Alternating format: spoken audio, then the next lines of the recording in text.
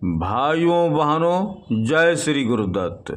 आप सबका शाश्वत ज्ञान गिरनार से चैनल में स्वागत और अभिनंदन है।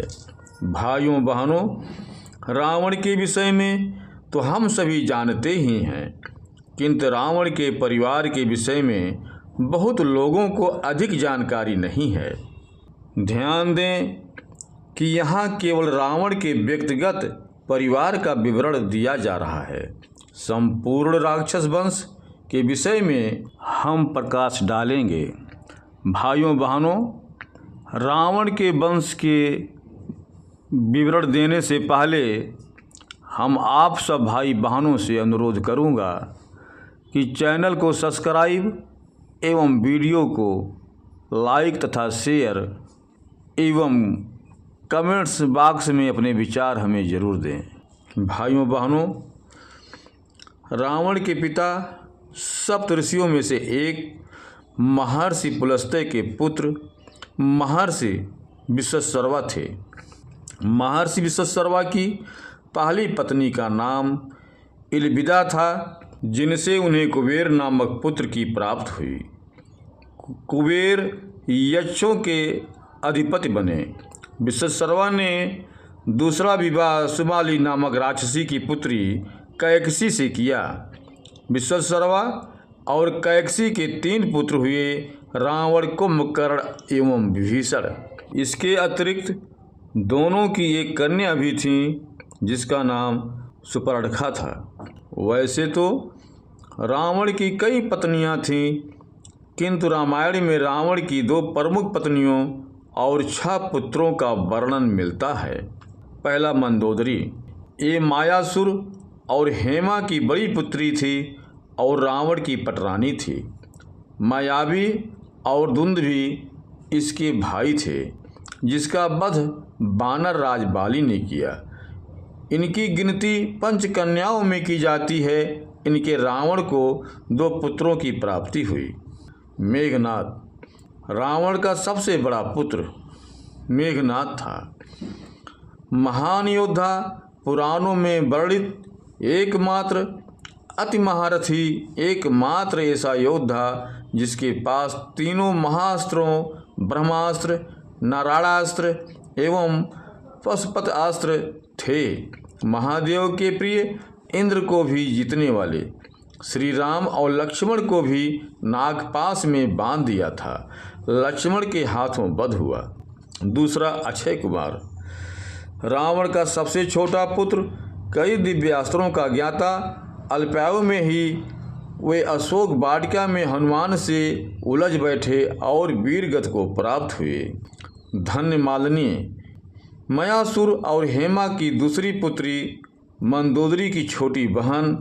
इनसे रावण को 4 प्रतापी पुत्रों की प्राप्त हुई। अतिकाय, रावण का दूसरा पुत्र, महान योद्धा। एक बार कैलाश पर उत्पात मचाने के कारण भगवान शंकर ने इस पर अपना त्रिशूल फेंका। अतिकाय ने उस त्रिशूल को बीच में पकड़ लिया और नम्रता पूर्वक महादेव को प्रणाम किया। तब भगवान शंकर ने प्रसन्न होकर उसे कई दिव्यास्त्र दिए। ब्रह्मदेव के वरदान के अनुसार इसका वध केवल ब्रह्मास्त्र द्वारा ही संभव था। लक्ष्मण के हाथों वध हुआ। नरांतक, रामायण के अनुसार इसके अधीन रावण के 72 करोड़ राक्षसों की सेना थी। लंका युद्ध में ये अतिकाय और देवांतक के साथ लड़ने को आया और हनुमान के हाथों वीरगति को प्राप्त हुआ। देवांतक महान योद्धा और रावण की सेना का एक सेनापति, कई देवताओं को भी परास्त किया था। देवांतक का पुत्र महाकंटक ही युद्ध के बाद राक्षस कुल का एकमात्र जीवित योद्धा था, जिसे श्री राम ने क्षमा दान किया। हालांकि वो लंका में नहीं रुका और कान्यकुब्ज में जाकर ब्राह्मण बन गया। उसी से कान्यकुब्ज ब्राह्मण की शाखा चली, जो पुलस्त्य गोत्र के अंतर्गत आती है। आज के कान्यकुब्ज ब्राह्मण उसी के वंशज हैं। देवांतक का वध अंगद ने किया। त्रिशिरा, 3 सर वाला श्रेष्ठ योद्धा। लंका युद्ध में इसने अपने बाणों से हनुमान को बींध डाला। तब क्रोधित होकर हनुमान ने युद्ध में इसका वध कर दिया। इसके अतिरिक्त ऐसी मान्यता है कि रावण की एक प्रमुख पत्नी और थी, जिसके विषय में किसी ग्रंथ में अधिक वर्णन नहीं मिलता है। कुछ लोग प्रहस्त को भी रावण का पुत्र बताते हैं, जो सत्य नहीं है। प्रहस्त सुमाली का पुत्र और रावण का मामा था। उसका पुत्र जम्बुवाली रावण का छोटा भाई था। प्रहस्त राक्षस सेना का प्रधान सेनापति था। लंका युद्ध में वानर सेना के प्रधान सेनापति नील ने उसका वध किया। कुंभकर्ण का विवाह दैत्यराज बलि की पुत्री वज्रज्वाला से हुआ, जिससे उसे कुंभ और निकुंभ नामक पराक्रमी पुत्र प्राप्त हुए। कुंभकर्ण की दूसरी पत्नी करकटी थी, जो विराध राक्षस की विधवा थी, जिससे कुंभकर्ण ने बाद में विवाह किया। उससे उसे भीम नामक पुत्र प्राप्त हुआ, जिसका वध महादेव के हाथों हुआ। उसी के नाम पर भगवान शिव भीमा शंकर ज्योतिर्लिंग के रूप में स्थापित हुए। लंका युद्ध में कुंभकर्ण का वध श्री राम के हाथों हुआ।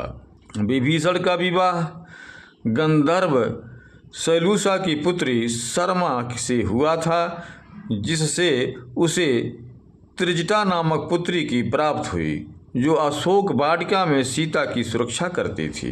रावण की मृत्यु के पश्चात विभीषण ने मंदोदरी से भी विवाह किया। विभीषण सप्त चिरंजीवियों में एक है, जो आज तक जीवित है। सुपर्णखा का विवाह दैत्य जात के एक योद्धा विद्युजीवा से हुआ, जिसका वध रावण ने अपने दिग्विजय के दौरान किया था। उसके वध के पश्चात रावण ने सुपर्णखा को दंडकारण्य का अधिपति बना दिया, जहां वो खरदूषण की सहायता से राज्य करती थी। सुपर्णखा की मृत्यु का कोई वर्णन रामायण में नहीं मिलता। कुछ ग्रंथों में वर्णित है कि लंका युद्ध के पश्चात सुपर्णखा ने सात्विक जीवन बिताते हुए अपने शरीर का त्याग किया। दुर्भाग्यवश विभीषण को छोड़कर समस्त राक्षस वंश का लंका युद्ध में नाश हो गया।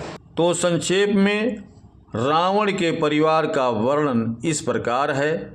पिता विश्रवा, माता कैकसी, भाई कुंभकर्ण एवं विभीषण, बहन सुपर्णखा, पत्नी मंदोदरी एवं धन्यमालिनी, पुत्र मेघनाद, अक्षय कुमार, अतिकाय, नरांतक, देवांतक एवं त्रिशिरा। भाइयों बहनों, अब हम अपने शब्दों को यहीं पर विराम दूंगा।